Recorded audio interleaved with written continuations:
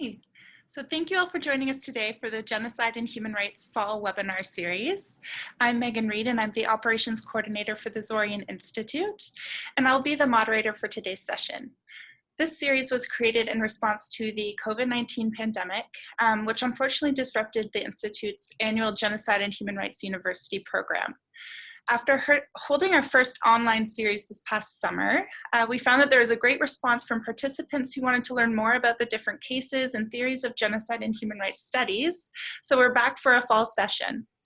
My colleague Jenna will be posting more information about the Institute's university program in the chat box and how to get involved in the summer program.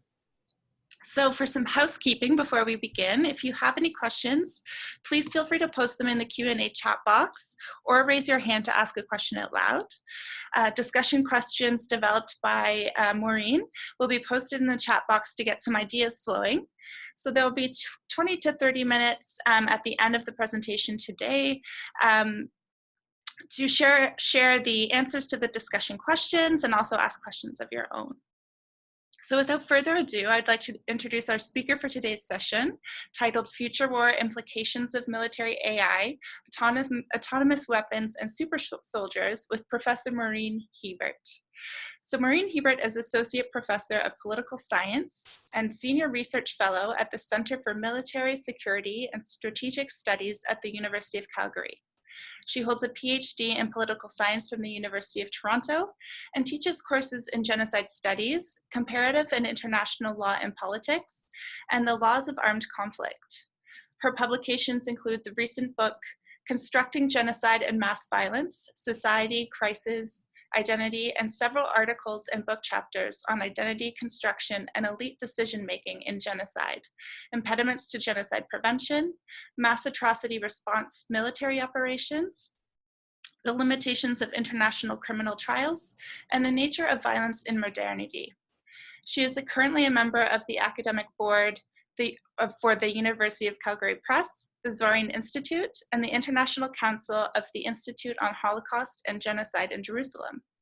She is also the 2019 and 2020 recipient of the Faculty of Graduate Studies Great Supervisor Award for the Department of Political Science. Professor Hebert, welcome and thanks for joining us today.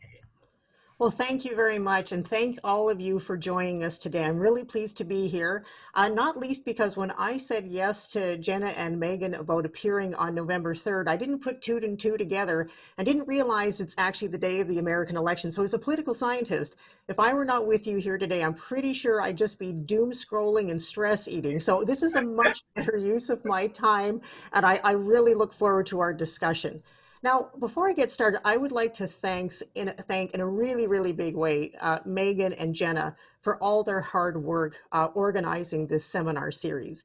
As you can imagine, we were all pretty disappointed that COVID-19 ruined our usual GHRUP summer school in Toronto this year.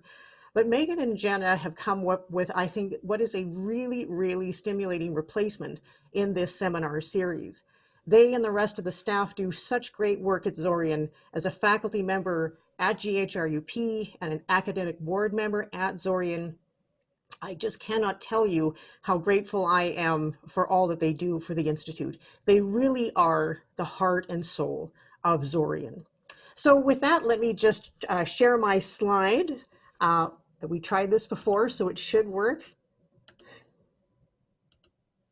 Okay, and you can see it. You can. Fantastic. Okay, perfect. Okay, so today we're going to talk about the future, specifically what the implications may be of the development and use of military artificial intelligence, of autonomous weapon systems, and of enhanced so-called super soldiers. It's a topic that is admittedly speculative, since fully autonomous weapons and enhanced soldiers don't exist yet. However, semi-autonomous weapon systems do exist now. So these systems include things like the Phalanx, which is pictured on the left of your screen, which is an anti-aircraft defense system that can be pre-programmed to pick out targets and can operate under direct human control or indirect supervision by a human operator, or when the ship's crew has been incapacitated or needs to turn their full attention to saving the ship from sinking, can defend the ship on its own, so it can operate in a fairly fully autonomous mode. Likewise, for example, in the demilitarized zone between North and South Korea, the South Korean military also uses a nearly fully autonomous sentry gun. Meanwhile, artificial intelligence capabilities are also already part of a vast array not only of civilian capabilities, many of which we use every day, but also of military capabilities and systems in many of the armed forces around the globe. The latest generation of conventional smart weapons use AI for precision targeting and guidance, and the semi-autonomous systems like the ones I just mentioned also have artificial intelligence built into them. AIs are also currently used for non-lethal purposes like intelligence, reconnaissance, and surveillance. This is so-called ISR capabilities, as well as preventative maintenance. So interestingly, some of the United States Air Force's most advanced fighters have on board artificial intelligence systems that can detect problems with parts and systems on the aircraft before the pilot or the maintenance crew is even aware of them. A notification can be sent by the AI to the ground crew's iPad, even selecting the right page in the maintenance manual for the crew to follow. At the same time, replacement parts are ordered up by the AI before the pilot even lands her aircraft back at the base. So it's some pretty amazing stuff. AIs are also increasingly being used for much more mundane purposes in the military, for things like recruitment, or the delivery of military health care, or promotion through the ranks, or providing veterans assistance.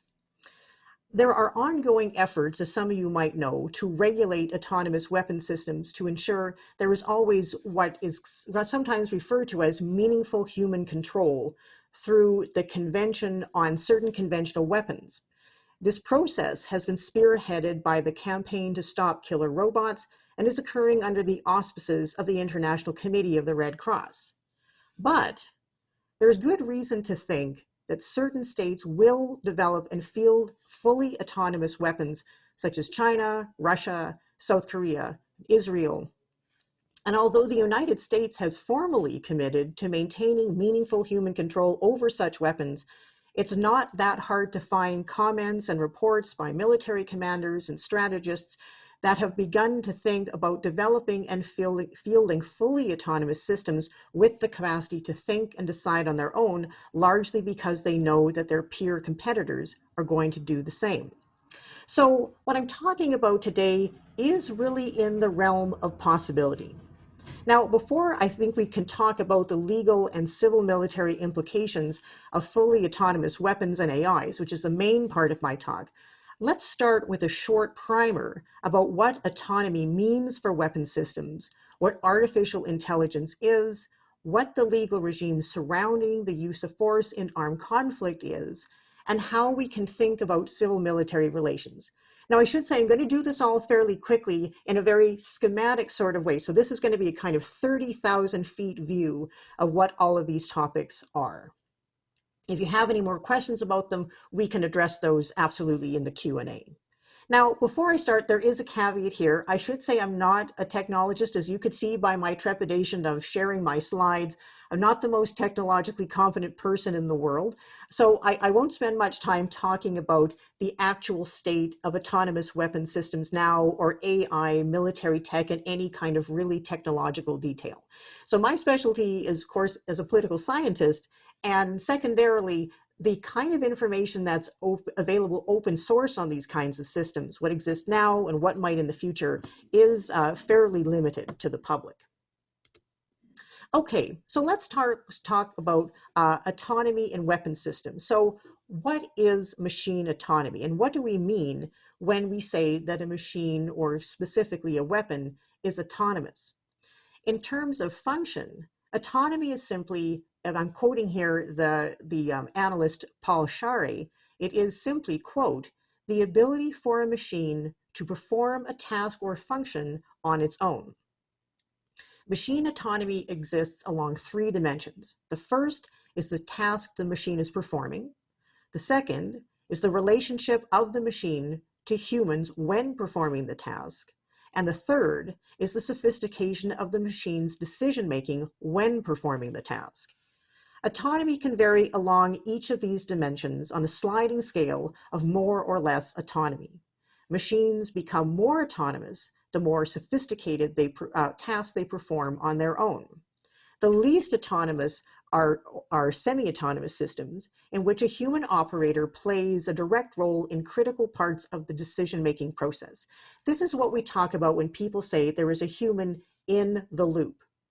The next level is supervised autonomy, in which a machine can sense, decide, and act on its own, but is under the supervision of a human operator who can intervene if desired or necessary. This is what we call a human being on the loop.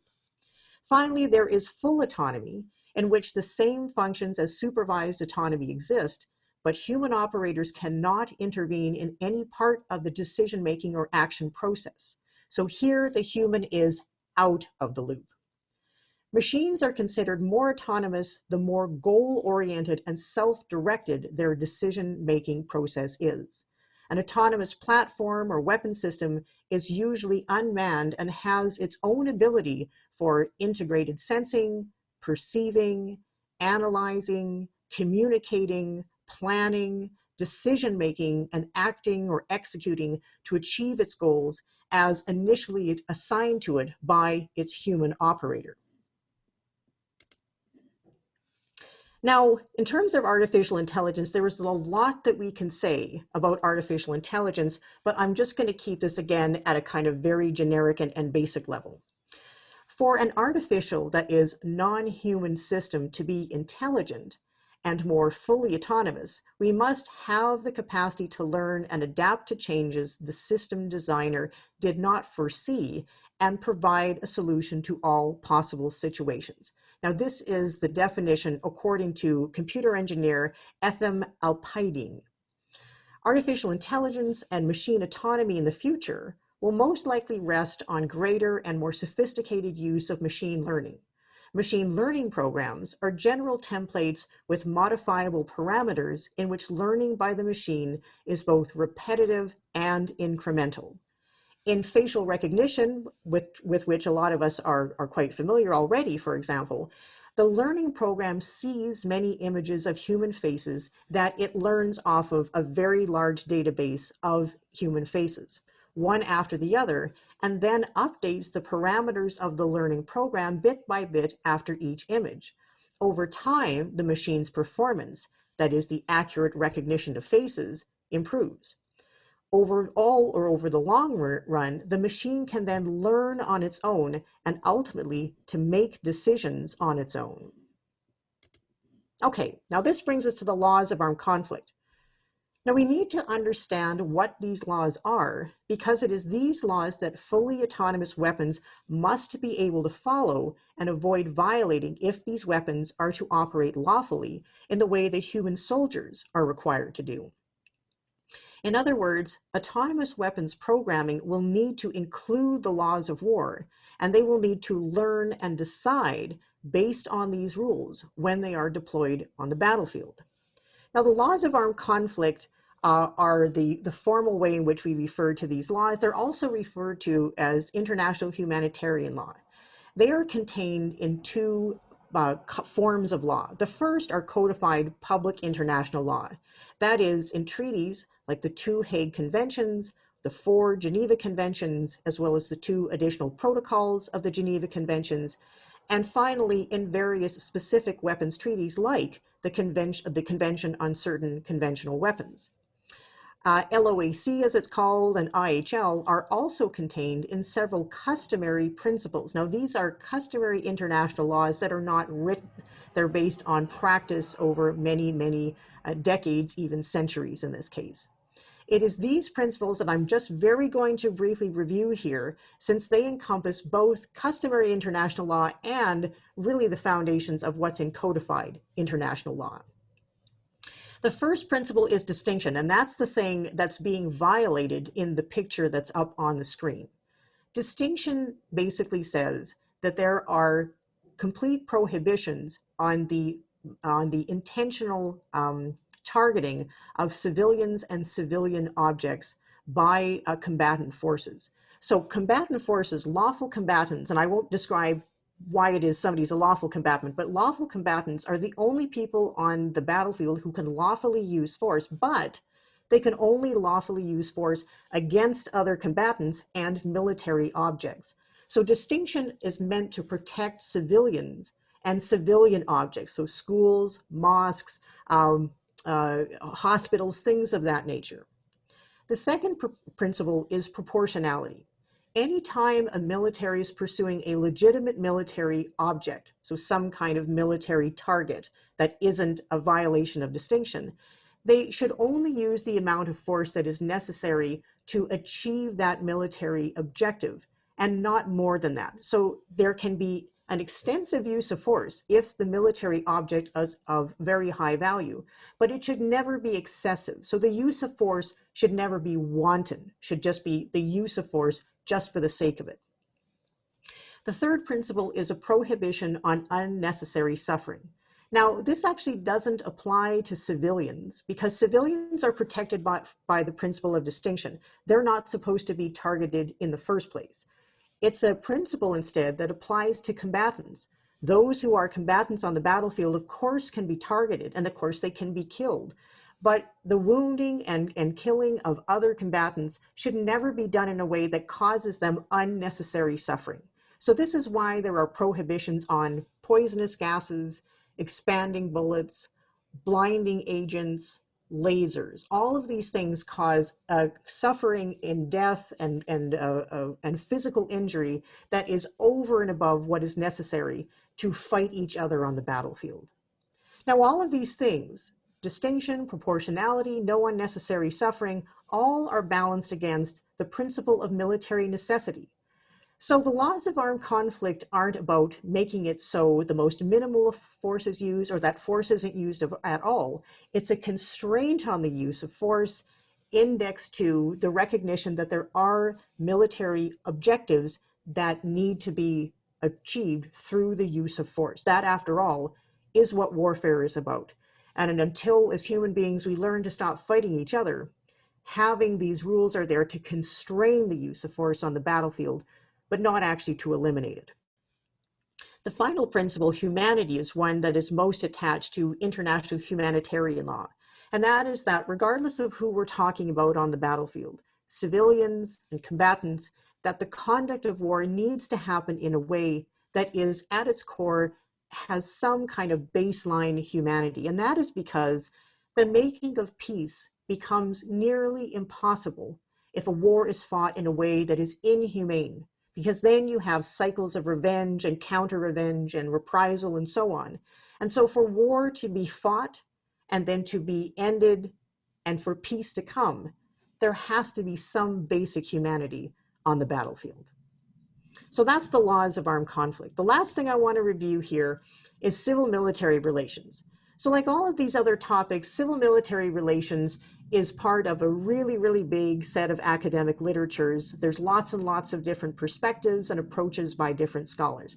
But I'm going to boil down my discussion here to three aspects of civil-military relations that I'm going to return to in the two scenarios I'm going to cover in just a second, because I think they're fairly widely accepted as being the core of civil-military relations in democratic states. So to maintain this civil-military relations in a democracy in an appropriate way, autonomous weapons and military AIs and having enhanced soldiers will need to conform to the following requirements. The first is civilian control over the military. The second is safeguarding of military autonomy and expertise. And the third is upholding democratic principles and values. Now, what I've said here is a little bit more stripped down than what's on the slide. The slide here is actually the very first attempt at figuring out what civil-military relationships look like in different kinds of regimes by a scholar named Samuel Huntington. So that's more just a kind of visual representation of different ways of thinking about it. But in my talk, I'm going to talk about these three elements that I just named. So now what I want to do is I want to turn to the main part of the talk and give you two different scenarios about what the future might look like with the adoption of semi-autonomous weapons, fully autonomous weapons, artificial intelligence, and at the very end of the talk, enhanced soldiers.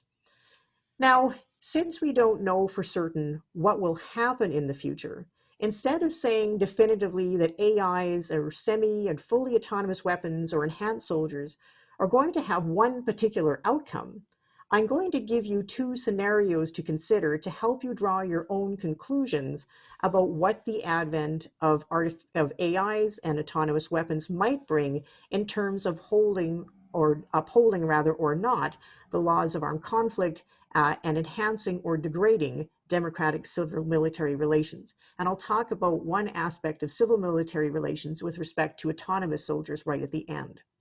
Now, I base these scenarios on the existing academic literature as well as policy reports on AIs, autonomous weapons, enhanced soldiers, as well as some of my own analyses.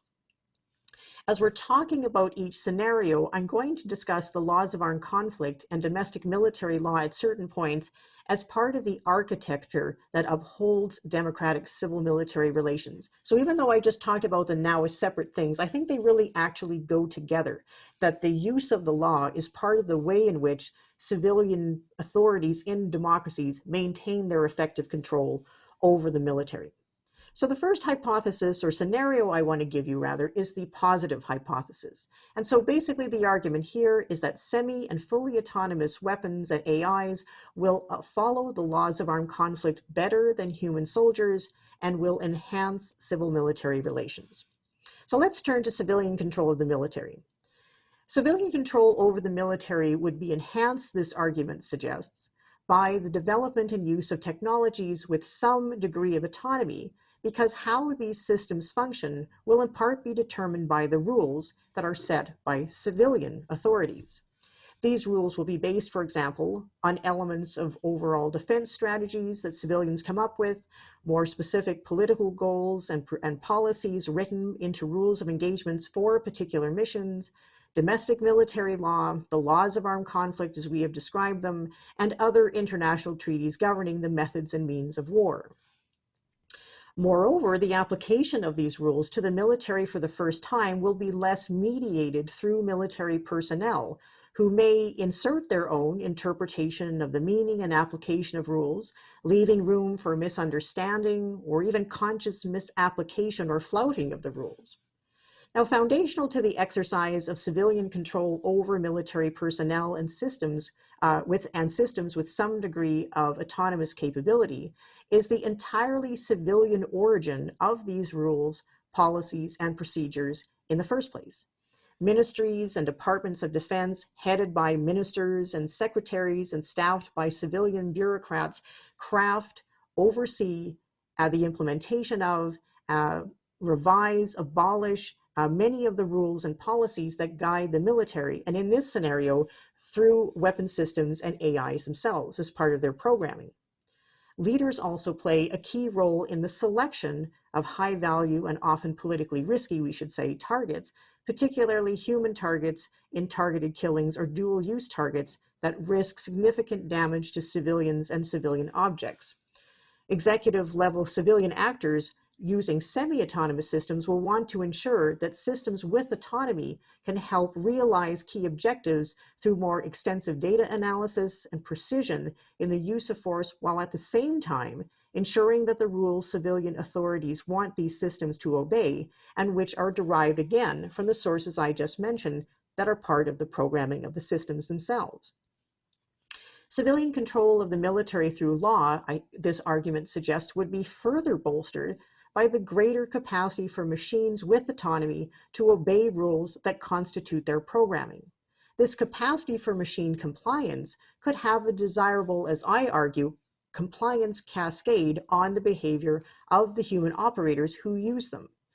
In hybrid machine-human so-called centaur teams, for instance, the law-abiding actions of the machines could repeatedly demonstrate appropriate behavior over time under even the most trying of conditions. This example would in turn produce a positive ongoing demonstration effect that could change human team members' behavior toward greater and more consistent LOAC, IHL, and rule of engagement compliance. Further, artificial intelligence systems and autonomous weapons that are programmed with surveillance capabilities could also enforce greater operator compliance by consistently monitoring the actions of their human counterparts. Knowing that the machines are watching and recording their every move, and that this information will always be available in real time and in archives for their commanders to review later, would be a powerful, albeit rather coercive, motivator for human soldiers to uphold the laws of war and other rules on the battlefield. Were AIs and autonomous weapon systems to be fully autonomous and deployed to perform a very wide range of functions, civilian control could be strengthened even further, the advocates of the positive scenario suggest. Civilian control would largely play out in the ways that I just described, but in an even greater degree. The machine-induced compliance cascade could be stronger, since humans would be less able or simply unable to use fully autonomous systems unlawfully, since the system's programming and the data upon which they learn would not allow them to violate the rules. And here we escape from the long-standing reality that any weapon can be used improperly or for an unlawful purpose against the stated will of senior commanders or governing civilian authorities. The will of civilian authorities, contained in the programming and functionality of fully autonomous systems, would determine the actions of these systems and the humans who use them. In other words, machines carrying out the tasks set for them, in part by civilian authorities, would be a brake on human wrongdoing. The machines themselves would thus serve as an additional and powerful mechanism for civilian control over military personnel. Now let me move to military expertise and autonomy in this positive scenario or positive hypothesis. In terms of military expertise, advocates of semi and fully autonomous weapons argue that the use of force will be more accurate and efficient, thereby reducing material costs and the loss of life among civilians while offering much greater force protection for one's own military forces. The selective use of autonomous or semi-autonomous systems, I should say, would still involve a central role for human soldiers in the choice to deploy systems with autonomy and how precisely they will be used in a given situation on the battlefield. Pairing humans and semi-autonomous machines could offer the best of both worlds. Human soldiers would make the ultimate decision about the circumstances and procedures for the use of autonomous systems, relying on capacities that machines will never have, like training, judgment, even intuition. Mission success would be enhanced through human oversight of semi-autonomous systems, while intelligent machines could take over tasks that are appropriate to their design. This could include functions such as extensive data analysis, target selection for commanders and operators using systems over which human actors would control the level of autonomy. So human on the loop or human in the loop. Human military expertise would be bolstered further over time as commanders and subordinates learn how to operate these complex systems effectively, and through their own expertise come to innovate when and how systems with partial autonomy ought to be deployed.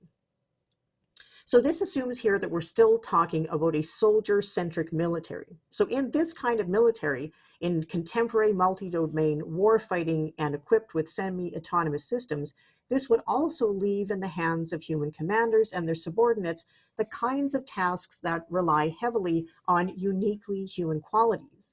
This would include the capacity to quickly understand very complex and fluid social interactions on the battlefield in, for example, densely populated areas where combatants, either conventional combatants or other irregular combatants, and civilians are all closely entwined together. It could also involve the ability to exercise discretion when the facts on the ground and the application of the rules to them are unclear, thus requiring unplanned and flexible interpretation and sometimes reinterpretation of the rules by human commanders, so non-commissioned officers and junior on-site officers. This would also be the case in difficult moral fact situations, such as dealing with child soldiers or the victims of atrocity crimes that require the capacity that the machines simply don't have. So things like empathy and compassion and even the willingness to extend mercy. For these reasons, systems with autonomous capabilities would likely continue to be used away from populated areas, for example, underwater or on the surface of the sea, or in domains like cyberspace, or in populated areas, perhaps in non-lethal purposes that benefit soldiers and civilians alike, like robotic bomb disposal, for mine clearing, and again, intelligence, reconnaissance, and surveillance capabilities. In short, this scenario suggests that smart machines and humans would each be left to do what they do best and to enhance each other's performance in human-machine teams. Now, if we turn to another part of the scenario where we have the widespread use of fully autonomous systems, the positive scenario rests on the assumption made by some analysts that autonomous systems can vastly outperform human soldiers who, relative to machines, are the weak link in the chain of optimal military performance.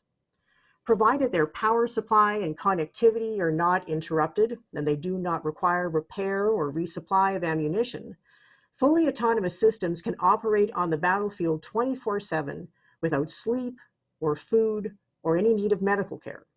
They can function below the ocean's surface without life support systems. They can operate in environments contaminated by radiation or biological contagion. They can even operate in outer space. Aside from this versatility and resilience, AIs and fully autonomous weapons will be a necessity, these advocates say, for democratic states in the face of near-peer autocratic competitors who will have no qualms about developing and fielding these kinds of weapon systems.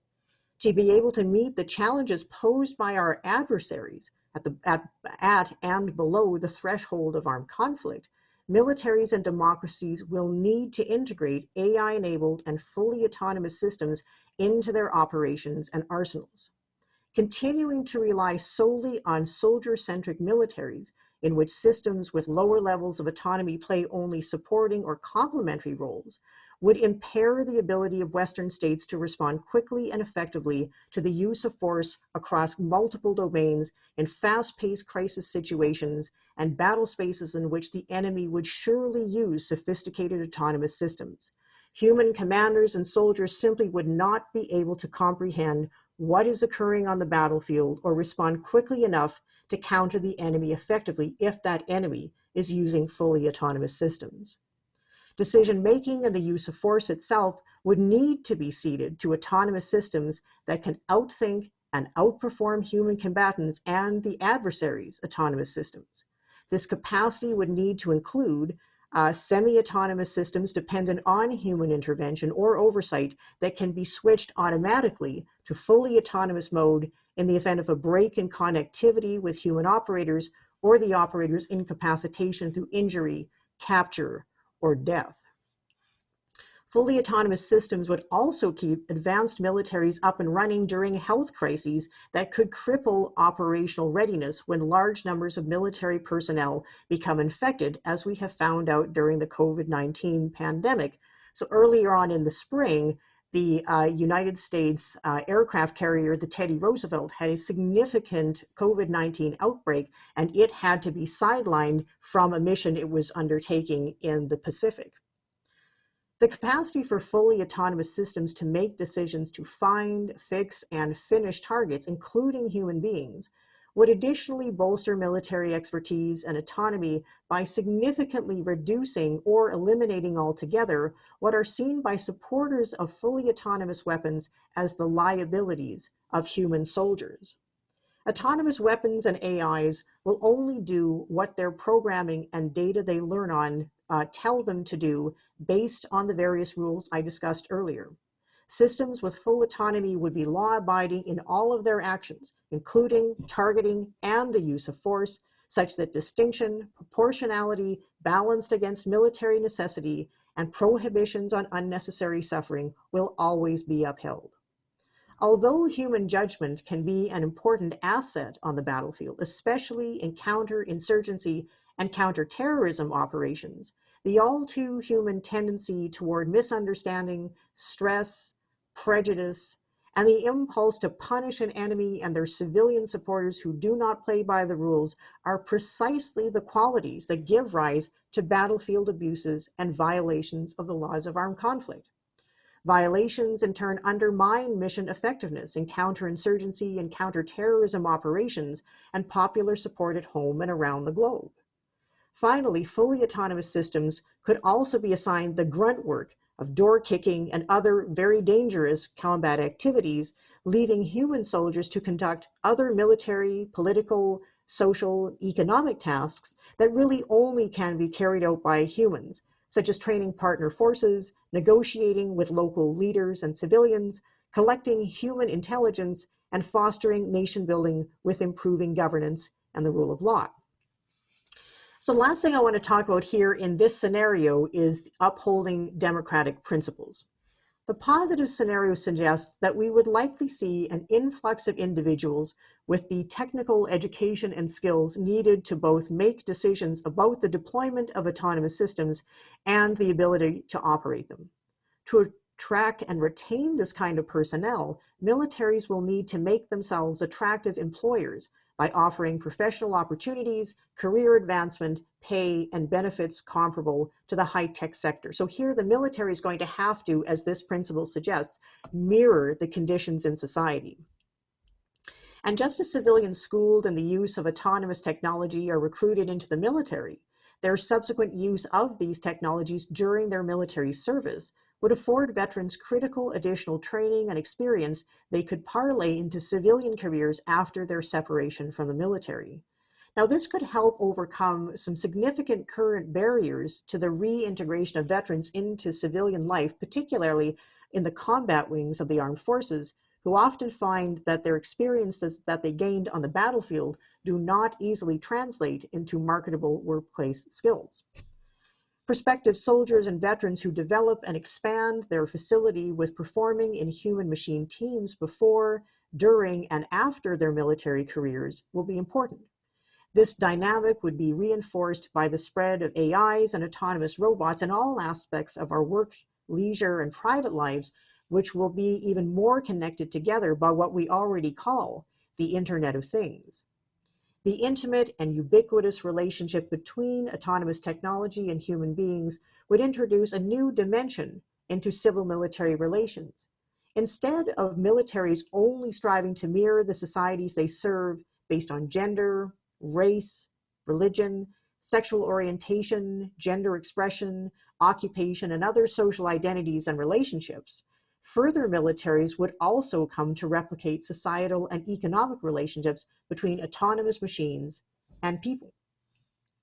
And at the same time, the widespread use of fully autonomous systems on the battlefield in lieu of human soldiers would benefit soldiers and society immensely by reducing deaths among them, which not only have devastating emotional and sometimes economic impacts on the soldiers' families, but also their communities and local economy in terms of lost productivity and participation in public life.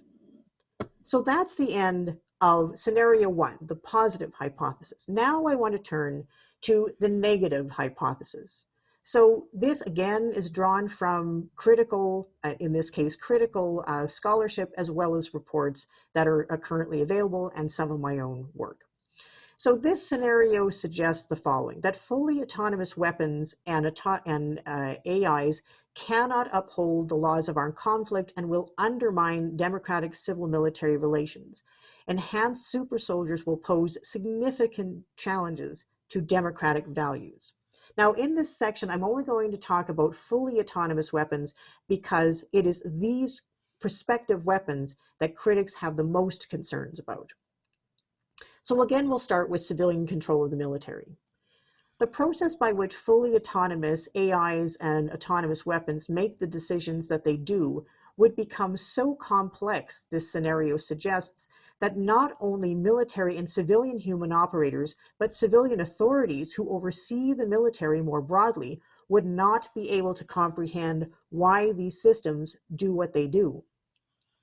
This machine unintelligibility problem would be significant if the decision-making process is based on mathematical formulae and computer codes, which are then expressed to civilian bureaucrats and political leaders tasked with defining overall defense strategy and the procurement of myriad autonomous systems. So basically the idea here is that if you have a bunch of computer programmers and roboticists come to Parliament here in Canada or to congressional committees and Senate committees in the United States and try to make the case for procuring these weapons, and they talk about their machine learning capacity in a way that civilian authorities can't understand, they may just end up not knowing why it is they approve the procurement of the systems that they do.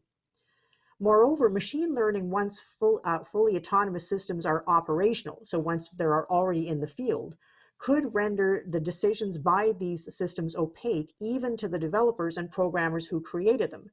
And that is because they will have learned considerably from the time that they were created. So their own programming, because of their own capacity to learn, will have changed significantly since the day they left the factory. Were this to happen, it would make it impossible for the programmers, for example, to describe these systems' operations to anyone, including civilian authorities, because they themselves as programmers would no longer understand what a machine that has already learned after a few months or years of service. Civilian authorities may not then be able to properly vet whether in-use or proposed fully autonomous systems would be able to uphold the laws of armed conflict and other legal regimes and operate in ways that conform to commonly accepted ethical understandings of conduct on the battlefield. Similarly, the unintelligibility problem of how machines actually work could thus lead to requests by senior military commanders for the wider application of fully autonomous platforms and the development and purchase of these assets that cannot be understood by civilian authorities. While not necessarily intended by senior military leaders, this dynamic may end up ceding oversight roles that formerly would have been performed by civilians to the military itself. And this would weaken one of the key pillars upon which civilian control of the military rests in democracies.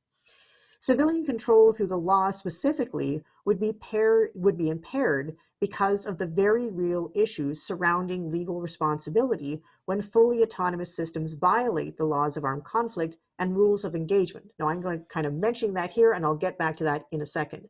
Now, as preparatory to that argument is the thing I'm going to say next, and that is that some roboticists, like Noel Sharkey of the Stop Killer Robots campaign, as well as other computer scientists who are part of that initiative, contend that autonomous systems cannot be programmed or actually learn to reliably uphold distinction between combatants and civilians. No robot, Sharkey argues, would be able to distinguish, for example, the difference between a fighter in civilian clothing with a weapon he intends to use in combat versus a farmer in civilian clothing with a weapon he uses for protection from wild animals. Such a distinction is knowable only to a human soldier who can draw on her training, experience, and uniquely human ability to understand context and subtle human cues and behaviors. Even if autonomous weapons were able to be someday correctly programmed to identify what the law of armed conflict identifies as a combatant, that identification and subsequent decision to use force unsupervised by human operators could lead to highly unethical conduct that most human soldiers would never contemplate. In his book, Army of None, Paul Scharre recounts such an incident during his deployment to Afghanistan with the United States Army in 2004. A young girl, ostensibly herding her goats, was clearly acting as a spotter for a local Taliban unit. She slowly circled Scharre's squad and reported what she saw via radio. With their presence discovered, the soldiers left the area. Scharre correctly notes that the lawful use of force on the battlefield is determined by actions, not age or gender. That the little girl was acting as a spotter meant that she was directly engaging in hostilities, and in doing so had forfeited her civilian immunity from being targeted. The American soldiers could have shot her and been in full compliance with the laws of armed conflict.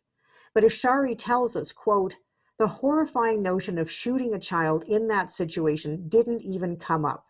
We all knew it would have been wrong without needing to say it. War does awful or forces awful and difficult choices on soldiers, but this wasn't one of them. And then he asks, quote, would a robot know when it is lawful to kill, but wrong? So what he's trying to say here is that context and ethics in combat really matter, but both would be a mystery to fully autonomous machines with the ability to make decisions and use force completely on their own. If fully autonomous systems act unlawfully because they cannot uphold distinction, or they do act lawfully but unethically, the question then becomes who can be held responsible for the machine's actions. Now, although commanders do make decisions about when autonomous weapons are used for specific purposes, no human actor, once the machine is activated, would play a role in its use of force. Since a machine, no matter how intelligent, lacks consciousness, it does not have the mental states of any kind, or doesn't have mental states of any kind. It cannot formulate any of the mental states associated under the laws of armed conflict and military law with battlefield violations. Individual criminal responsibility just in ordinary crimes, or if we're talking about war crimes, is at its core tied to the individual's understanding at the time that what they were doing was a crime. So they have guilty knowledge. An autonomous machine lacking self-consciousness cannot know this, and therefore cannot be assigned legal responsibility. It also makes little sense to attempt to punish an autonomous machine for unlawful actions in the name of what we would usually do punishment for, so specific or a general deterrence or retributive justice aimed at the machines itself. So could we hold other actors legally responsible for autonomous weapons actions? And this is an argument that is made by some proponents of autonomous systems. They suggest that even a fully autonomous version can actually be held responsible, not itself, but by distributing that responsibility elsewhere.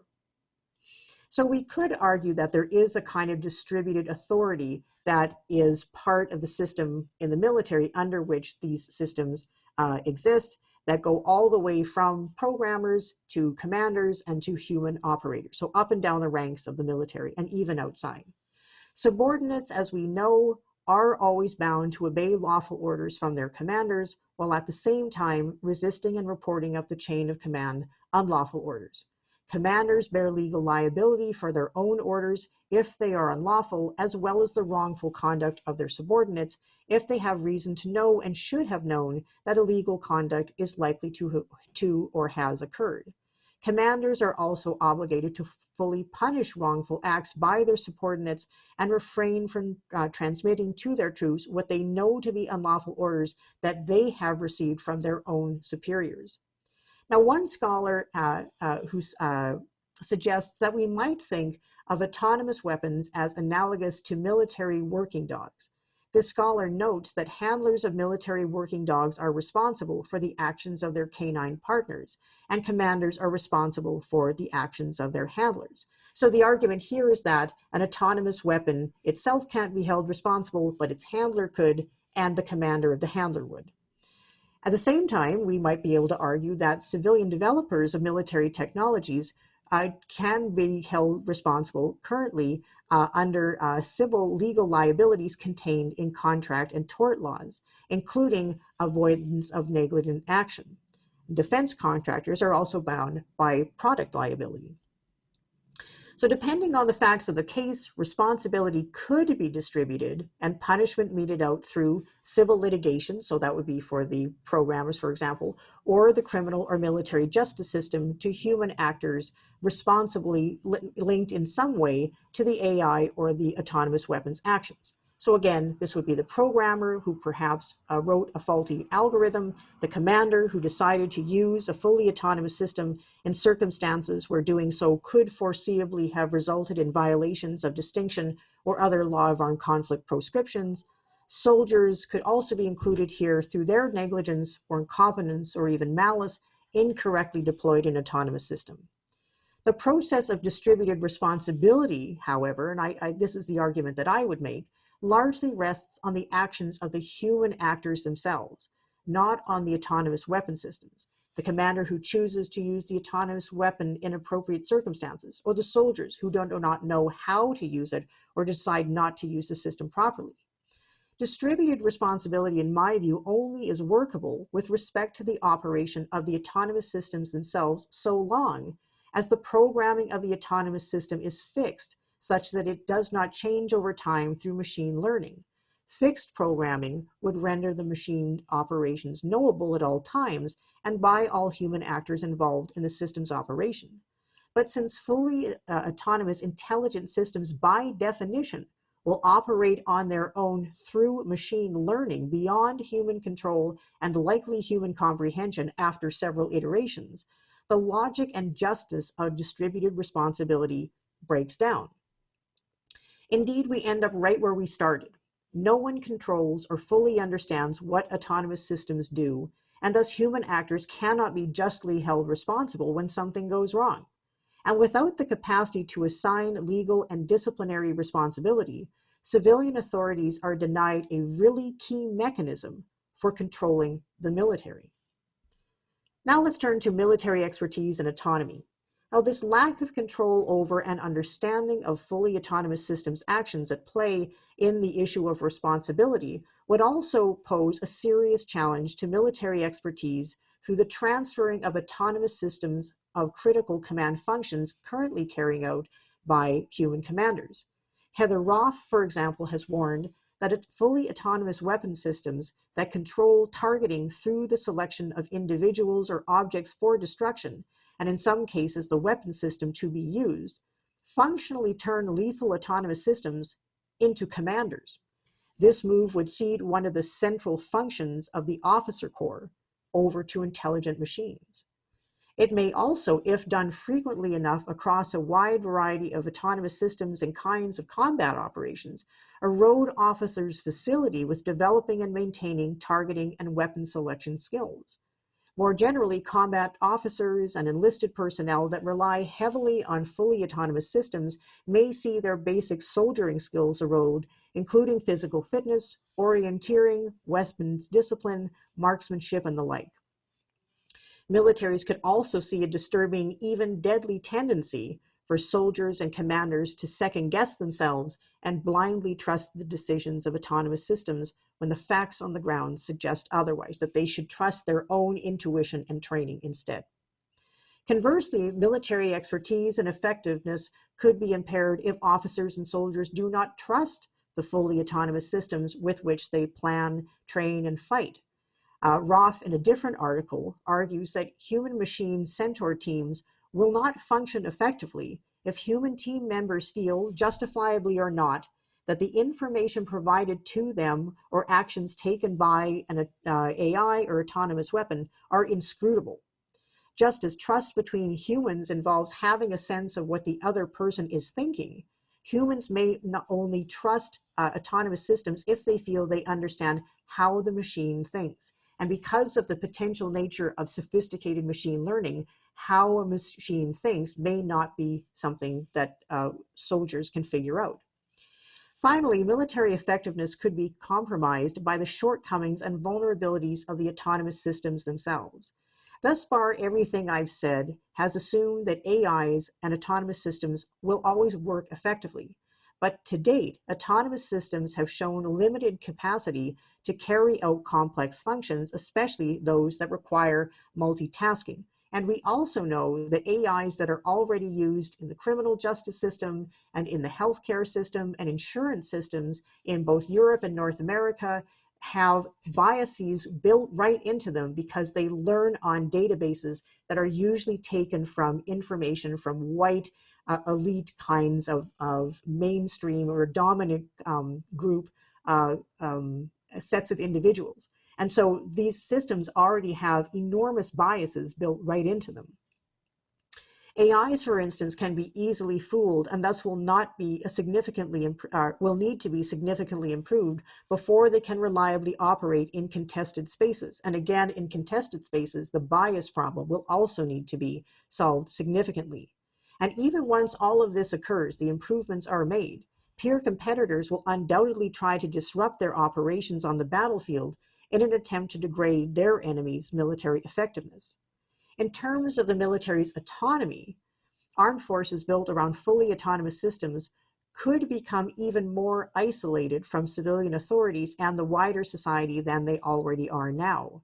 The unique role that the armed forces play in the management of organized violence and war fighting and military operations other than war has always set the military apart from other institutions in modern states. Despite the fact that members of the Professional Officer Corps and enlisted personnel come from and return to civilian society, their training, duties, experience, ethos, and in some cases the technologies that they use in the military are unlike that of other members in society. And the same is largely true of enlisted personnel in all volunteer militaries in democracies. Only a very small percentage of the population serve in the armed forces, and an even smaller fraction experience combat.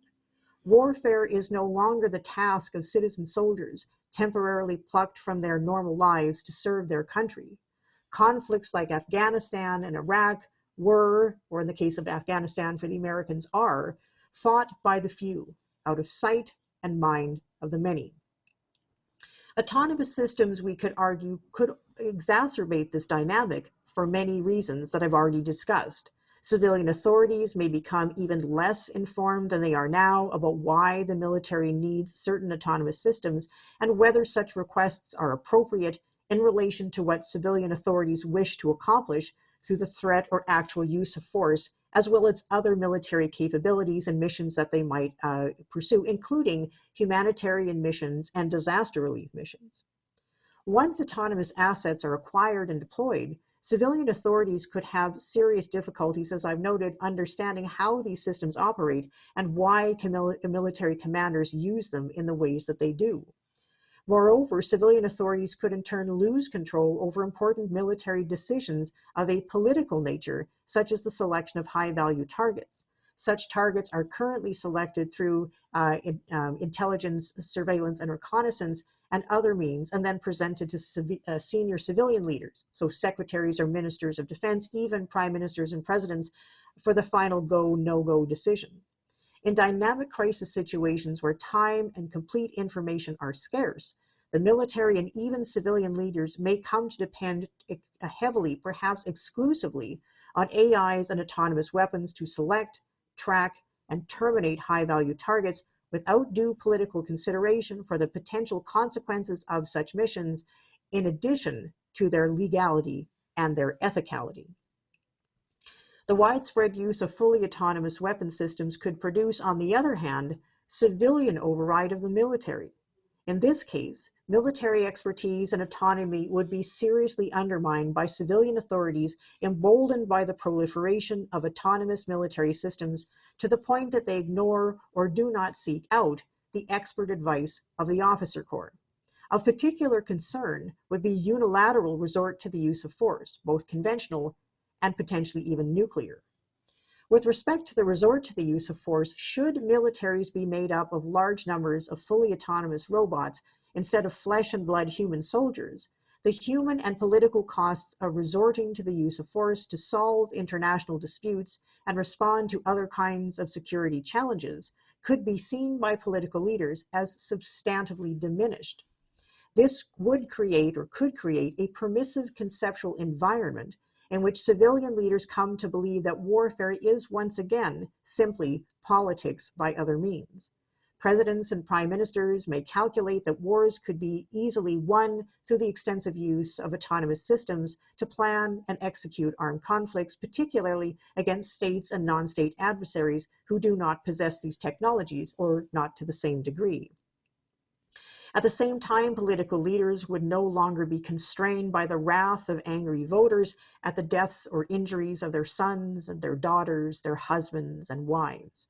Although certainly not cost-free, particularly in monetary terms, the resort to the use of force in the pursuit of the national interest could be reconceptualized as the application simply of superior technological capacity to achieve important political objectives, while avoiding civilian casualties in theater and without risking the lives of one's own soldiers. Since these costs of armed conflict would be reduced, potentially the bar to the resort to the use of force could similarly be reduced. On the nuclear front, the very foundations of deterrence could be fatally undermined with, of course, catastrophic results.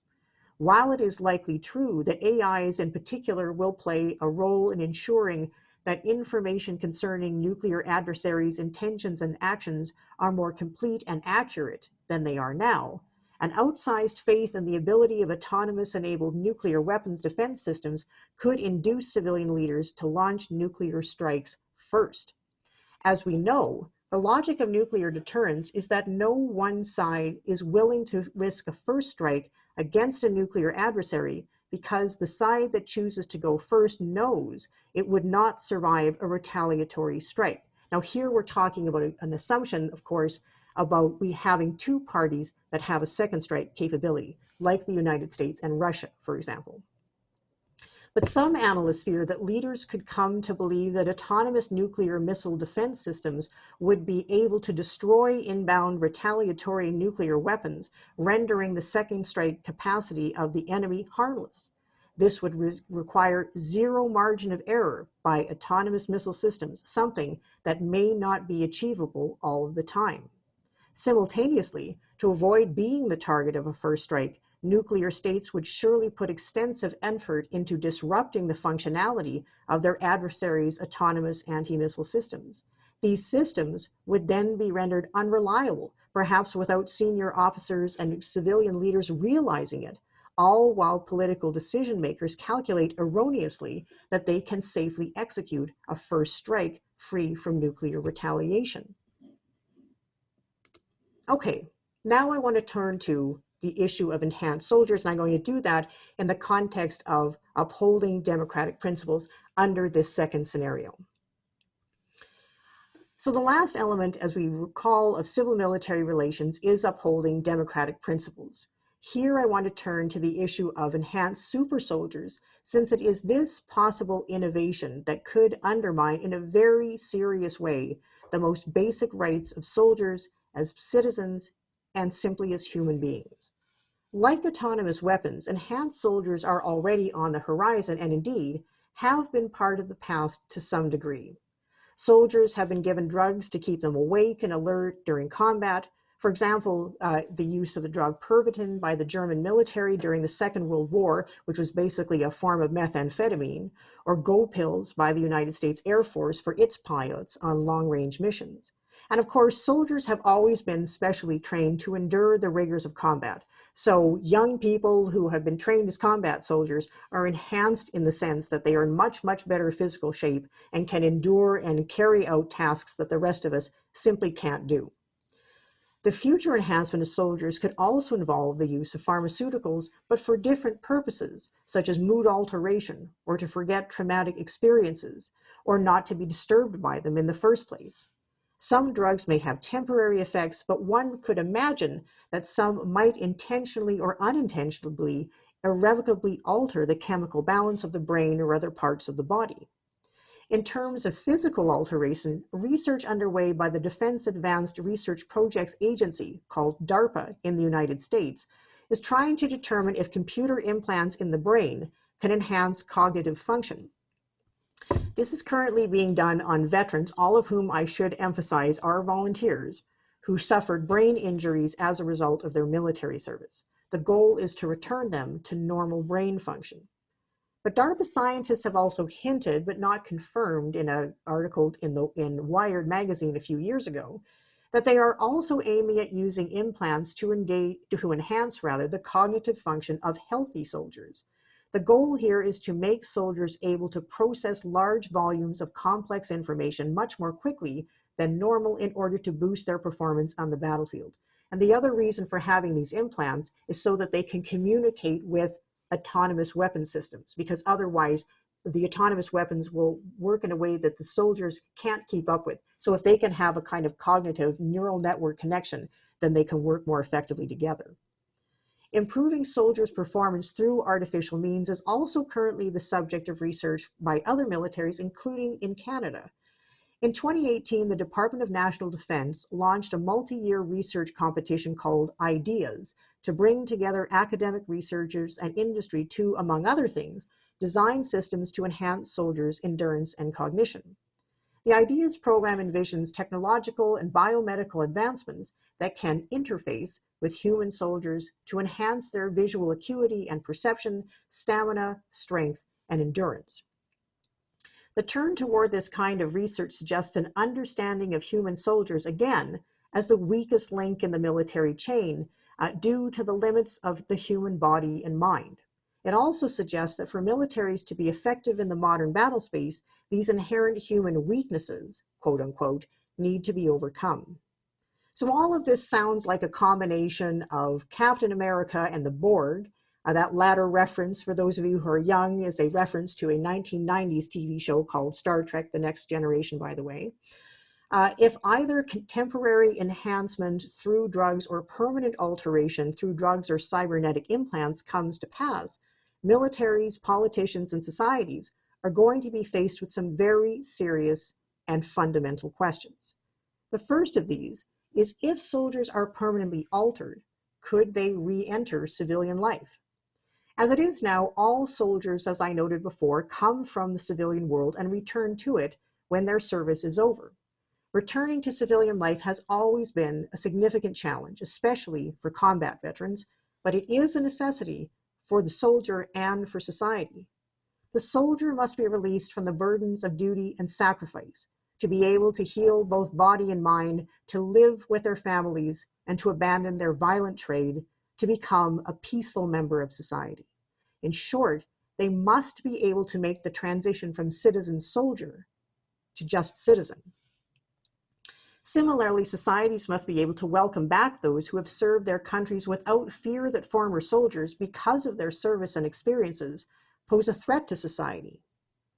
Unlike the Spartans in ancient Greece, modern societies do not have permanent military castes that are entirely separate from civilian society, into which soldiers are born, in which they fight, in which they train, and which, when they get older or they die on the battlefield, they end their lives.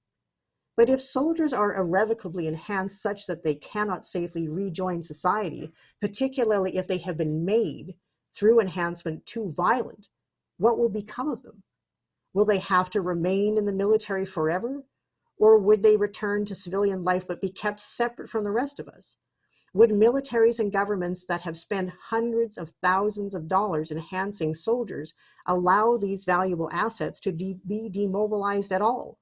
Would they instead keep these soldiers in the country's service indefinitely to ensure a satisfactory return on investment? And then there is the issue of autonomy. One of the hallmarks of basic human rights is that by virtue of being human, we all have an inherent dignity and self-worth. As such, we must all retain the capacity to make decisions about ourselves, the most fundamental of which is control over our own bodies. The permanent enhancement or alteration of soldiers raises the question, to whom does the soldier's body belong? If a soldier willingly gives fully informed consent to the alteration of his or her body to enhance their performance, then perhaps autonomy is upheld. But what if the soldier is asked to undergo a series of enhancements throughout their career? If they are no longer the same person they were after the first procedure, would they still be in a position to offer genuine consent for subsequent procedures? What if enhancement is a condition of military service?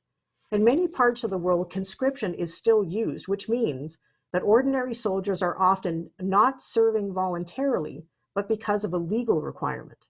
Would soldiers in these situations be offered the opportunity to give their consent to enhancement? Would these militaries be obliged to ask for consent in the first place? In situations of conscripted or voluntary service, could soldiers ever really know what the temporary or permanent physical or chemical alteration of their bodies is going to be in the short and long term? And so thus we wonder then, how informed could their consent really be? And what of the soldier who is able, through a drug or an implant, to forget their battlefield experiences, especially ones that involve their own violations of the laws of war? They would be saved the trauma at the time and PTSD later. They would also be saved what social psychologists call moral injury, having to live with the guilt and shame of having done something wrong. The risk, critics argue, is that soldiers who know that they will not have to live with the memories of their combat experiences may become less humane in the execution of their duties. Our memories, after all, are part of our conscience. For soldiers who don't commit atrocities, the ability to take a pill to forget the terrible things they have seen would relieve them of the burdens of memory. One could argue, though, that our memories, the good, the bad, the terrible, are what make us who we are. But perhaps this is an argument that is most comfortable in the mouths of those of us like me who have never been into war. And finally, there could be real issues over whether soldiers who are enhanced in some way, chemical or technological, can be legally held responsible for war crimes. If they act in violation of the laws of armed conflict because of their enhancement, they may not have been able to form the requisite mental intent and guilty knowledge that must be proved in the prosecution of law of armed conflict violations. So that basically means that they may not have known at the time of the violation that what they were doing was a war crime, and therefore they may not be prosecutable and be able to be held accountable. So with that, I've come to the end of my presentation. I think what I'll do here is I will end my sharing of the slides, and I am happy to take your questions. Professor Hebert, thank you so much. That was so fascinating. A lot to think about. It's a new topic for me, so my mind is just going a million miles an hour.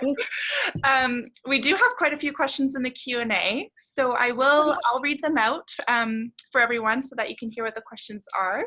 So the first one is, I'm curious as to how the technology used in autonomous weapons is protected so that extra-national groups, such as terrorist groups, who don't respect the laws proportionally and discrimination don't get their hands on this type of technology? That is an excellent question. And this is actually not something I talked about, but this is one of the actual major worries about the advent of this kind of technology, because they are all going to be interconnected. They're all going to operate through a web-based kind of capacity, right? So it's the Internet of Things on steroids. So all of that is hackable, right? So it would be possible for an adversary who could very well be a non-state actor to hack these systems to either disable them or to change what their mission is, to turn them on, say they belong to the Canadian military, say our troops are in theater with a non-state actor, they might be able to hijack and hack those capabilities. And instead of trying to help civilians, for example, in some kind of peace enforcement operation, the weapons could be repurposed and turned on civilians. There's also lots of evidence to show that even when it comes to off-the-shelf drone technology, that non-state actors already are trying to use these kinds of systems to their own advantage. So we know that the Islamic State, in particularly in Syria and also in Iraq, began to, in the mid to 2010s, began to buy off-the-shelf quadcopters, just the way we can go and buy them at Best Buy. They would buy them and strap explosive devices to them. So they became like improvised explosive devices, and they would try to use them in swarm technologies. So this is a real concern. And as you suggest, it would, unless there's some kind of really significant safeguards, it's entirely possible that bad actors would be able to hack into the kind of programming of these algorithms and develop for themselves autonomous weapons that they're going to use for bad purposes. And I should also say that one thing we didn't talk about, no, I'm not going to get into this because it's the question I asked. So just forget that part and we'll go on to another question. I don't want to forecast the thing that I was going to say. Yeah. Okay. But that's a really good question. It is. We do have another one. It seems like there would be a very clear winner and loser in the case of one group having autonomous weapons and the others not having them. Do you think an arms race of autonomous weapons is plausible? You're exactly right. Any kind of enemy or adversary in the battlefield who in this future situation, or even now with semi-autonomous weapons, is going to have a much more difficult time prevailing on the battlefield. And unfortunately, if we think of what's going on in between Armenia and Azerbaijan over Nagorno-Karabakh, That's exactly what we're seeing happening. So we're not talking yet here about autonomous systems, but we know that the Azeris have been given significant assistance through with drone technology from Turkey and from kind of under the table Russia. And that drone technology, some of which has some Canadian technology attached to it that does the kind of targeting and guidance system, that already has been used to significant effect by the Azeris against Armenian forces, particularly in destroying most of the Armenians' tank capacity. So that already is a really huge imbalance on the battlefield. I think the idea of an arms race is absolutely what is going to happen. And this is the reason I think we need to start thinking clearly about what we're going to do when we have a world in which the major militaries in the world, so the NATO allies together, and then their adversaries, China, Russia, and so on, when they all have these weapons, because I think there is no doubt that there's going to be an arms race between China, Russia on the one side, for example, and the United States and potentially its allies on the other side. I think it is unrealistic to think that the United States military in particularly will maintain its current prohibition on pursuing fully autonomous weapons. And actually, some of their reports, for example, you can see into the future that they are assuming they are going to be using fully autonomous systems on the battlefield and that they absolutely will have to use them. But I think as both of these kinds of sets of questions show, the way states are going to use these systems is only part of the issue. There are going to be all sorts of non-state actors who are also going to try to have access to these weapons. They might use them against each other, and they also might use them, as one of my questions kind of prefigures, they might also use them for domestic purposes against their own civilian populations. Mhm. Okay, another one is, how can citizens be protected when warfare is used for the annihilation of people? How can the enemy perpetrators be stopped, especially if using AI weapons? That's a really good question. One of the purposes of all of the kind of law of armed conflict architecture that I talked about is not only to tell combatants on the battlefield what it is they can and cannot do, but it can also be used retrospectively after the fact for purposes of punishment and holding individuals accountable. Unfortunately, that is always after the fact. So criminal justice is always prospective. It doesn't work the other way around. Um, I think the unfortunate reality here is I would like to give you a more satisfactory answer, but I think the unfortunate reality is that those actors, states, for example, that are willing to uphold the laws of armed conflict already do. They are the kind of principal architects of these rules, and they, because of their own fidelity to following the laws of armed conflict, for example, already do this. But bad actors who know these rules and know that they shouldn't violate them will do it anyway. This is, I think, just inevitable because we already see this with just regular conventional weapons. We see states that are willing to violate these principles that I talked about, and we certainly see all sorts of non-state actors that do too. So how can civilians protect themselves? I think here, if we're talking about civilians who have a voice in democracies, need to say very clearly to their own civilian leadership that they do not want to see the transition to fully autonomous weapon systems, that semi-autonomous ones that have some kind of connection to meaningful human control is the thing that we want to have. So some of these systems, I mean, some of them do things that are really, really valuable. A kind of, a robotic bomb disposal unit is undoubtedly better than sending some poor soldier who's a bomb technician to try to defuse something in the middle of an urban area where lots and lots of people could get hurt. So those kinds of technologies are useful. But when we're talking about lethal ones, it really is up to civilians to say to their political leaders that they are not on board with the idea of the transition to fully autonomous weapons, or if they're satisfied that fully autonomous weapons can be made completely compliant, that this kind of first scenario I talked about can be achieved, then they have to insist that that's what they want. Uh, Other than that, it's really difficult. And I think, unfortunately, in more authoritarian or illiberal political systems, it's going to be really difficult for civilians to have that kind of voice because they're already disenfranchised over so many other issues to begin with. So it's a really difficult thing. Now, there are some people who are really engaged with the Stop Killer Robots campaign. So that's one NGO, and they're working through the International Committee of the Red Cross to ensure that there is a treaty signed kind of as a protocol to the Convention on Certain Conventional Weapons. And if people who are listening who are strongly motivated, there are lots of avenues through that campaign. It's based on a whole bunch of different NGOs together to try to support that initiative. In Canada and in some other places, but this is its origin, Project Plowshares, for example, which is headquartered in, I think, Waterloo, Ontario, they are very, very strongly involved directly in these negotiations. They have some of their experts over each year attending the ongoing negotiations with the ICRC to create this protocol. So there are ways for ordinary civilians like us to get involved if we want to push, but we're going to have to make our voices heard, I think. Mm-hmm. We have another question here. Technological singularity is a hypothetical period of the future when technological growth will become uncontrollable and irreversible, leading to incomprehensible changes in human civilization. So how do you imagine technological singularity? You know, that's a good question. I have to say, I'm not enough of a technologist to say anything more than what you have just said. I do know that the United States military, in a report whose name I cannot now remember, but it's all deals with the evolution of super soldiers.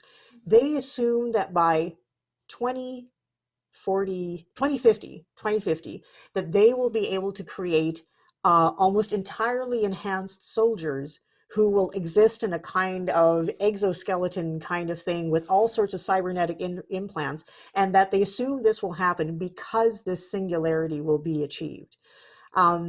I guess the only thing I can say is this is the same thing I usually say when people ask me about, election interference and stuff that has nothing to do with this, is that, we all still have agency now. So while we still have it, humans need to decide now what kind of society they want in the future. So this is why I'm kind of entering this field of research in companion to my genocide study stuff, because we can't wait until the singularity has arrived to say, oh dear, we've made this huge mistake. So again, it is a matter of scholars and other kinds of researchers and activists, people who are technologists of all different kinds, getting together amongst themselves to decide now how far down this road you want to go. And if the singularity is not where we want to be, then we need to put in some guardrails. I'm not quite sure what they would be exactly, but some kind of political, ethical, and technological guardrails in so that we don't arrive at that moment if that's not where we want to be, or if we don't think we can create some version of the singularity that is going to be abusive and the worst version of the scenario that I just talked about. If we can create a kind of happy version of the singularity, perhaps that would be good, where all sorts of terrible kinds of afflictions can be solved. But beyond that, I'm really not sure what to say, but I really think we do need to use our capacity to advocate for what we want, to think about what we want, and then advocate for what we want before the kind of forces overtake us. And I think this issue of artificial intelligence and autonomy, machine autonomy in civilian life, which is where the vast majority of these technologies will exist. I'm just talking about the military stuff, but most of it's going to be in the civilian world. This is going to be a hard thing for people like us, ordinary people, to kind of figure out and get to grips with, because it is so technologically complex that we're already at a moment where there's, if we wanted to have a kind of really fulsome discussion of the technology, you would have to bring in a roboticist and a computer programmer who works specifically in this field to be able to describe the state of the research right now and what it might look like in the future. So this kind of advocacy that I'm talking about, this kind of agency that we want to use while we can still do it, that's going to be a hard thing to do because of this technological complexity that the most of us simply aren't schooled in. Mm-hmm. And you kind of already touched on this in your presentation, but maybe you want to expand on it. Another question we have is, do you think the biases and prejudices of programmers can be translated into the algorithms of autonomous weapons? For example, what a target looks like this, sounds like this, and has these traits, etc. I think that is already an enormous problem in civilian AIs, right? So there's lots and lots of research to show for the presentation here and the article that I'm working on that it's based on. There's been lots of research to show that AI systems used outside of the military already have these huge, oh, sorry, I'm just turning my watch off here. Someone's calling me. Um, already have within them enormous biases that come both from the algorithms that they're programmed with, and particularly the data that they learn on. So if we want to have AIs, even in the civilian realm, work in a way that isn't horribly biased, then we have to be able to to uh, ensure that they no longer operate in the way that they do. When it comes to Silicon Valley, there's already been some more kind of sociology of work studies done, which shows that this is a very or relatively homogenous workforce, right? So one of the things that might help is diversifying that workforce. It's overwhelmingly male. And so there has to be a way, I think, to kind of, this would be my view, to diversify who the programmers are so that the programs can be written in this kind of non-biased way. But I think programming military AIs that are going to be working in civilian areas, so not the ones on the bottom of the ocean or way up in space, this isn't a problem for those. But I think there's going to be some really difficult issues here because we know human soldiers already come to other parts of the world if they're engaged in humanitarian missions, counterterrorism, counterinsurgency kinds of missions. They come to in theater with all sorts of cultural biases and so on about the enemy that they face and the civilian population around whom they operate. And it seems reasonable to suggest that computer programmers and computer engineers and roboticists who have none of these experiences, they just kind of, only know what they know, that they are going to be, perhaps without even knowing it, programming, say, facial recognition software that's going to say they might have in mind a kind of stereotypical of some guy who belongs to the Taliban, that's going to be the image of what an enemy soldier looks like. So I think it's going to be really difficult. The other thing I didn't say so much in the discussion is that attempts now to try to marry the law with artificial intelligence, machine learning, haven't worked out particularly well. So there's a book by an author whose name I cannot remember her name now, but she's an international law scholar in the United States, in the Southeast somewhere. She brought together 4 teams of one lawyer and one computer programmer. So 4 teams of 2 people each, and they were given the local traffic laws just for speeding in Georgia, so in the state of Georgia. She assumed that what she wanted to see how the computer programmer would turn those very basic laws into computer algorithms, and then how the AI would work. As it turned out, she thought this would be easy, but actually, as it turned out, all 4 teams in the end were unable to come up with an AI that accurately would be able to issue a speeding ticket for somebody who is going a certain amount of miles per hour over the speeding ticket. So one AI ended up being programmed or was programmed first, and then it learned on its own that it thought it was supposed to hand out a speeding ticket for every mile over the speed limit that this driver in the computer simulation was going. So it ends up issuing like 60 speeding tickets. So if that's the problem now, if the most simple kind of law, here's a speeding limit, here's how fast somebody's actually going over the speeding limit, if that can't be programmed into an AI and have the AI learn appropriately at this point, we're a long way from being able to put all of the kinds of laws of armed conflict I talk about, some of which are codified in a lot of detail in the conventions I mentioned, and they all have to be indexed to that military necessity part, which is something that human commanders spend a lot of time puzzling about. Do I use this particular weapon system because there's a military installation here, but it's X number of kilometers away from this school? Do I risk that operation? Do I use something else? Do we just scrap it all together? Is it important enough that we risk some collateral damage? Those are the kinds of calculations that human commanders need to make on the regular. So how a robot is going to do this, I don't know. And if they are kind of programmed with a kind of set of biases in mind, inadvertently by the programmers, then that problem is going to become even more difficult. Mm-hmm, mm-hmm.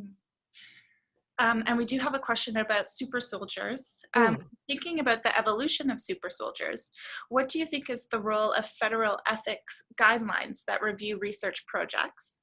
Are these type of research Mm. projects that aim to enhance soldiers beyond the scope of these research ethic guidelines? For example, research being done in unregulated military settings. That's a really good question. So the ideas program that I mentioned to you, that obviously has had some kind of vetting. Although I have to say, when the federal minister of defense came to our university and made this pitch, I was in the audience with one of my colleagues from anthropology, because we were thinking at one time we would apply for one of these grants. But we didn't have any industry connections, so that kind of fell apart. But as he was describing it, I was shocked at um, the degree to which the Canadian Armed Forces and the Department of National Defense was willing to go down this path so simply toward these kinds of enhancements. Now, at this stage for this ideas program, they're thinking of things that aren't going to be permanent. So some kind of implant that can be taken out and all that kind of stuff. But I think I take your point that some kind of federal government, whether it's ours or somebody else's national government, those kinds of ethical guidelines are going to be really, really key. And this is why the discussion of this future version of war with AIs and autonomous systems really is going to have to involve more than civilian leaders and their military counterparts. It really is going to have to involve ethics professionals, so scholars who are applied ethicists. It's really going to have to involve legal scholars and legal practitioners, so law and politics people like me, or hopefully, or actually people who are at law schools, all that kind of stuff. They're all going to have to come together and decide what the ethical space is that we're willing to occupy and where we're not willing to go. And then those things do need to filter down into these much more specific guidelines for approving research projects.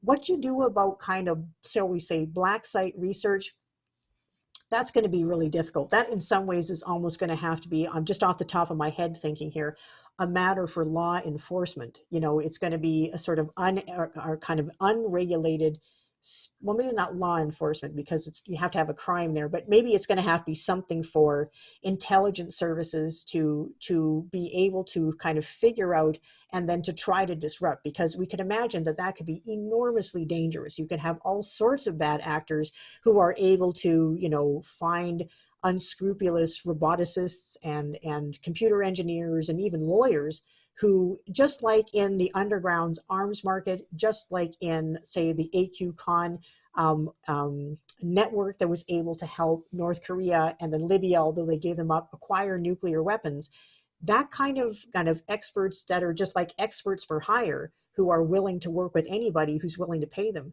that's absolutely, I think, going to be a threat. And you could imagine certain actors even wanting to facilitate that kind of activity, to fund it, to facilitate it, because it helps create a kind of chaotic, uncertain domestic and international environment. Mm-hmm. Well, Professor Hebert, thank you so much again for this very fascinating presentation. And if anyone listening has missed any parts of the presentation or would like to share this presentation with their colleagues or friends, we will be sharing the recording on our website. So please feel free, and our social media platforms. So please feel free to share that. It'll be up tomorrow, at some point tomorrow. And we also encourage you to tune in to next week's webinar as well. Same time, Tuesday at 2 p.m. We'll be discussing the indigenous peoples of Brazil and whether it's a case for genocide with Professor Flavio Bastos Pereira. So that's next Tuesday at 2. And if you do have any questions about the Institute's Genocide and Human Rights University program, please feel free to visit our website or send us an email. Thank you again, Professor Hebert. Thank you so much for having me. I thank you so much for the stimulating questions that the audience asked. Again, I'm really happy to be here. And the Zorian Institute is doing fantastic work. So for those of you who are interested, please think of supporting the institution through donations if you can. And if you're a student, absolutely think about coming to our Human Rights and University program. Knock on, I actually don't have any natural products around me here, knock on fake wood that we can all meet someday and do it in person, because it's a fantastic program. But in the interim, these webinars are turning out to be a great, great resource. So Thank thank you again to Megan and to Jenna. Thank you very much. Take care. Thanks. See ya. Bye. Bye.